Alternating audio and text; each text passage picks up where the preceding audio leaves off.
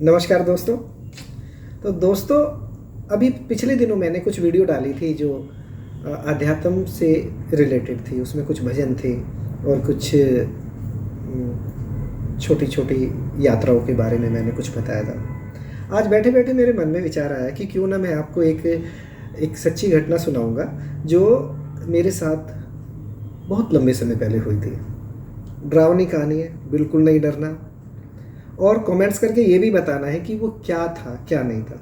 Being a photographer, क्योंकि मुझे बहुत सारे जो असाइनमेंट हैं वो रात के भी करने पड़ते हैं, दिन में भी करने पड़ते हैं। तो और वो जो दौर था ना, वो दौर था राम से बंधुओं की फिल्म आती थी, पुराना मंदिर, वीराना, जानी दुश्मन। तो ऐसा ही एक वाकया मेरे साथ हुआ। एक बार मुझे एक मेरठ के भाई साहब थे, उन्होंने कहा कि आप हमारे घर एक फंक्शन में आना और वहाँ की फ़ोटो कवरेज करनी है। तो फंक्शन का जो टाइम है वो शाम को 4 बजे से लेके रात के 8 बजे तक होगा। उसके बाद आप दिल्ली चले आना। तो मैंने मम्मी से कहा, मैं हर बात मम्मी से पूछ के उन दिनों करता था।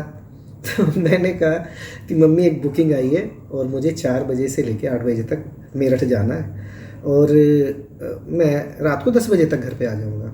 मम्मी ने कहा कि ठीक है, अपना ध्यान से जाना।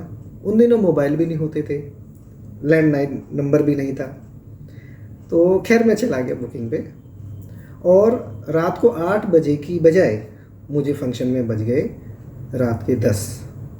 अब वो जो पार्टी थी वो कह रही है कि आप यहाँ पे सो जाओ, यहीं पे रह जाओ आज। मैंने कहा कि नहीं, मैं तो मम्मी से कह के आया हूँ और मम्मी चिंता करेंगी। वो होता है ना, मम्माज बॉयज़। तो मम्मी बहुत अच्छी, मेरी बहुत ही प्यारी मम्मी थी, तो वो अब नहीं है। और ये जब मैं कहानी सुना रहा हूँ आपको जो अपनी आप बीती, तो वो याद भी आ रही है। खैर, मैं बुकिंग पे चला गया और 10 बजे मैंने कहा कि मुझे घर जाना है। उन्होंने कहा कि नहीं भाई, रात के 10 बज रहे हैं, ठंड का समय है और इस समय ठीक नहीं है, कल सुबह चले जाना। मैंने कहा कि मम्मी चिंता करेंगी पूरी रात, और अब चलूँगा तो मैं पहुंच जाऊंगा। तो उन्होंने कहा कि एक काम करो, आप है ना बस से ना जाके, हमारे यहाँ कंकर खेड़ा एक जगह है, यहाँ से ट्रेन चलती है बन के, और वो जो ट्रेन है उसका नाम है रात की रानी। तो एक तो नाम सुन के मैं डर गया, रात की रानी, और ऊपर से ये कि भाई ट्रेन में जाना है।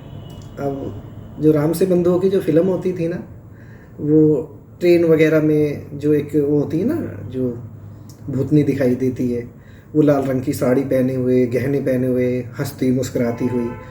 तो मैंने कहा चलो ठीक है जी, क्योंकि आना था दिल्ली। और जब मैं उनके साथ में रात को स्टेशन पे आया ना, तो आप विश्वास कीजिए, एक सिंगल पर्सन वहाँ पे नहीं था, कोई भी नहीं था। पूरा भूतिया माहौल था। बस वो धीमे धीमे से वो बल्ब जल रहे थे और पूरी ट्रेन पूरी खाली। तो भीतर से तो मैं हिल गया कि यार, ट्रेन से जाऊं या बस से जाऊं, और अब कह दिया है तो ट्रेन से ही जाना चाहिए। तो 11 बजे की थी उस समय, लगभग 11:45 बज रहे थे जब हम पहुंचे वहाँ पे। तो ट्रेन शुरू से लेके और आखिर तक मैं पूरी गाड़ी को देख के आया हूँ, एक सिंगल बंदा नहीं था।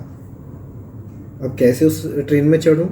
हाँ, जो सामने ड्राइवर जहाँ पे गाड़ी चलाते हैं वहाँ पे मैं बैठ नहीं सकता था। तो भाई अपनी तो हालत हो गई ख़राब। तो खैर ट्रेन चल पड़ी, और उन दिनों मैं अपने यहाँ पे हनुमान जी की एक चालीसा रखता था। मम्मी ने कह रखा था कि तू रात बिरात को रहता है तो ये रख ले। तो मेरी आस्था भी हमेशा से रही है। तो ट्रेन चल दी और ट्रेन में मुझे ऐसा लगा कि हमने शायद ढंग से वो नहीं देखी है ट्रेन। तो एक बार फिर शुरू से लेकर और आखिर तक मैं देखता हूँ कि कहीं ना कहीं तो कोई ना कोई तो यात्री होंगे ही।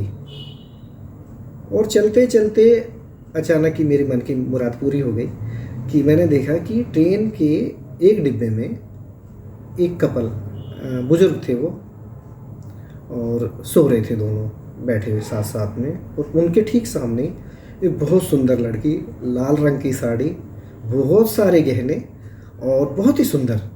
जैसे फिल्मी हीरोइन होती हैं, या कवियों की कल्पना कह लीजिए, या साहित्यकारों का साहित्य में जो वो जो एक अच्छी सी सुंदर सी लड़की की जो बातें लिखते हैं कि इतनी सुंदर थी, ऊपर से नीचे तक कितने गहने, ज्वेलरी पहनी हुई, और उसकी पायल भी छन छन कर रही थी। मतलब मैं वहीं पे जाके इसलिए खड़ा हो गया, बीइंग ए फोटोग्राफर मुझे कभी संकोच ऐसा नहीं हुआ कि भाई इन लोगों के साथ बैठना है नहीं बैठना है। तो मैंने नमस्कार की, नमस्कार जी, तो क्या मैं आपके पास बैठ जाऊं? तो उन्होंने कहा हाँ हाँ, आप आ जाओ, बैठ जाओ। तो मैंने कहा कि इतनी रात को आप कहाँ जा रहे हैं?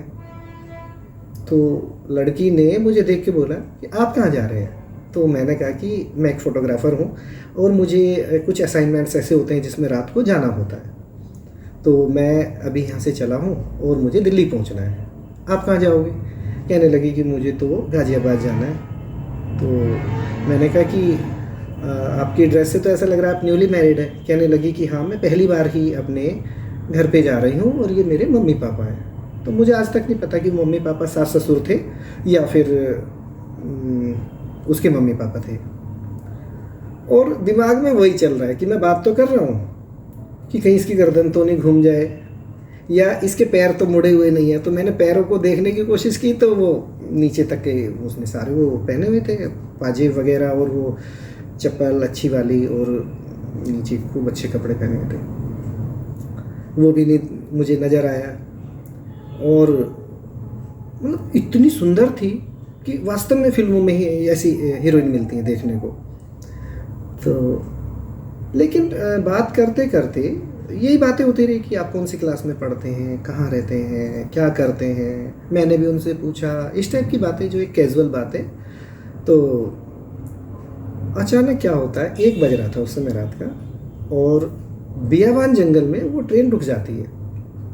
ये जगह मुरादनगर के आसपास थी, और उसने कहा अपने मम्मी पापा जो बैठे हुए थे कि चलो चलो जल्दी उतरो, हमारा स्टेशन आ गया। तो मैंने कहा कि आप तो कह रही थी कि हम गाज़ियाबाद जा रहे हैं और ये तो बियाबान जंगल है, आप इसमें क्यों उतर रहे हैं? कहने लगी नहीं नहीं, हमारा घर यहीं पे है और हम यहीं पे उतरेंगे। और वो उसके जो मम्मी पापा थे वो नींद से में थे, वो उठे, वो तो उतर गए। और वो नीचे उतर के, मैंने उन्हें नमस्ते भी की, उसने भी मुझे मुस्कुरा के बोला नमस्कार, आप ध्यान से जाना और ठीक है मिलते हैं। वो ट्रेन फिर एकदम चल दी। मुझे बड़ा वो लगा कि यार ये हुआ क्या है, अभी हम आधा पौना घंटे से बैठ के बात करते आ रहे थे, इसको गाज़ियाबाद जाना था और ये अंधेरे में। आज जब मैं आपको कहानी सुना रहा हूँ तो मैं बड़े एक अच्छे से मोड में आपको सुना रहा हूँ, लेकिन जो वो दिन की जो घटना थी वो कमाल थी। मतलब मैं बेहद डर गया था। और चूँकि मेरे जिम में वो थी हनुमान चालीसा, तो फिर मैंने हनुमान जी की जो चालीसा थी उसका पाठ शुरू किया कि कम से कम वो तो मेरे साथ है, मुझे डर नहीं लगेगा। लेकिन कमाल की बात है कि वो अंधेरे में जब ट्रेन जा रही थी ना, तो उसमें मुझे बहुत डर लग रहा था। खैर धीरे धीरे 1:30 बजे के आसपास गाज़ियाबाद आ गया और वहाँ से 30-40 लोग ट्रेन में चढ़े, तो उनमें से कुछ मेरे डिब्बे में भी चढ़ गए थे। रात को मैं लगभग 2:30 बजे के आसपास घर आया। मम्मी को मैंने बताई ये सारी घटना। मम्मी ने मुझे चाय पिलाई रात को ही, मेरी नज़र उतारी और कहने लगी कि कोई बात नहीं, ऐसे तो हो जाता है, चिंता करने वाली कोई बात नहीं। लेकिन अगले दिन जब मैं सुबह उठा ना, तो मुझे बुखार चढ़ा हुआ था। अब मन में बार बार वही बात आ रही थी। तो मम्मी ने कहा कि चिंता करने वाली बात नहीं है, तेरे साथ में ये हनुमान जी की जो चालीसा थी ना, ये कवच होता है, तो तू बिल्कुल चिंता मत कर, कोई ऐसी बात नहीं। बुखार भी इसलिए हो गया कि रात को ठंड बहुत थी और तू ठंड में आया है। बस ये मैंने कहानी आपको इसलिए सुनाई कि जीवन की चलता रहता है। और चूँकि हमारा जो काम है वो फ़ोटोग्राफ़ी का, उन दिनों हम रात को शादियों में जाते थे, फंक्शन अटेंड करते थे, कभी 2 बजे, कभी रात को 9 बजे, कभी सुबह के 3 बजे। अब मैं बस एक बात पूछना चाहता हूँ कि वो क्या था। मैं बड़े अच्छे मोड में आपको सुना तो दिया, लेकिन वो सारी की सारी फिल्मों की जो घटनाएं थी, जो डरावनी फिल्मों में होती हैं, उस समय मेरे दिमाग में चल रही थी। तो आप कमेंट करके मुझे बताएं कि वो सब क्या था। दिमाग का धोखा तो बिल्कुल भी नहीं था, क्योंकि मैं बात करते हुए आया हूँ उस समय। हाँ, मैंने उनका नंबर भी लिया था उस पर, वो पता नहीं डायरी कहाँ खो गई है। और उसके बाद हम कभी मतलब ना मैंने मिलने की सोची, ना कोई बात करने की सोची। लेकिन मेरे मन में आज तक लगता है कि ऐसे वो बेयाबान जंगल में क्यों उतरे। अगर उतरना ही था तो किसी स्टेशन पे उतरते। और दोस्तों, आज इस घटना को 2 दशक से भी ज़्यादा हो गए हैं। मैं कई बार इस घटना को याद करता हूँ तो लगता है कि वो क्या था। वो एक सच्चाई है जो मैं मिला हूँ, बात किया, और वो रात को उस अंधेरे में बियाबान जंगल में उतरे भी हैं।